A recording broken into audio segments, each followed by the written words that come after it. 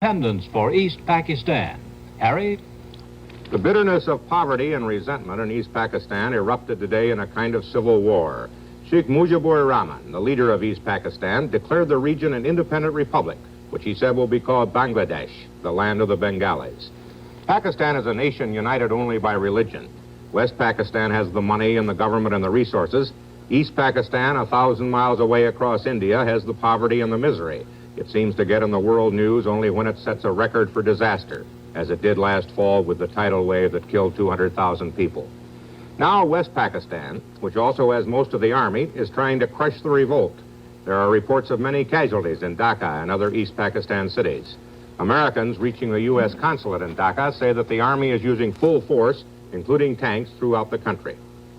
The revolt came after a final breakdown of talks for which Pakistan President Yahya Khan went to East Pakistan. The background of today's Declaration of Independence now from Ted Koppel in Dhaka. As far as the people of East Pakistan are concerned, the central issue has never been in doubt. They have been treated, they feel, as though their country were a colony of West Pakistan.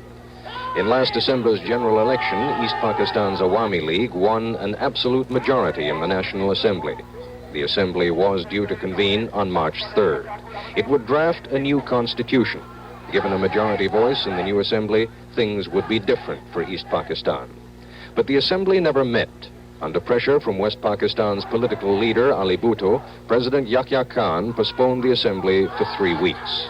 Under the leadership of Sheikh Mujibur Rahman, the Bengalis took to the streets. The situation became so critical that President Yahya himself flew here to Dhaka to meet personally with the Sheikh. The meetings were so private that no member of the press has yet seen or photographed the two men together. Finally, the third protagonist was summoned from Karachi.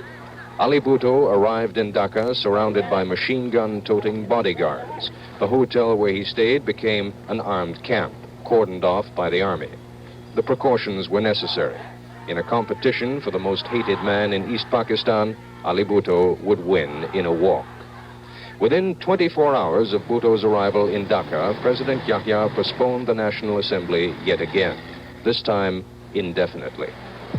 The Bengalis used the occasion to proclaim a kind of de facto independence.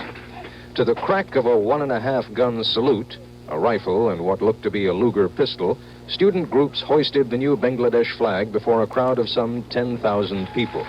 But the Bengali people have tasted the influence of their own numbers. Sheikh Mujib's rhetoric and their own slogans have convinced them that compromise is tantamount to surrender. This is Ted Koppel, ABC News, Dhaka.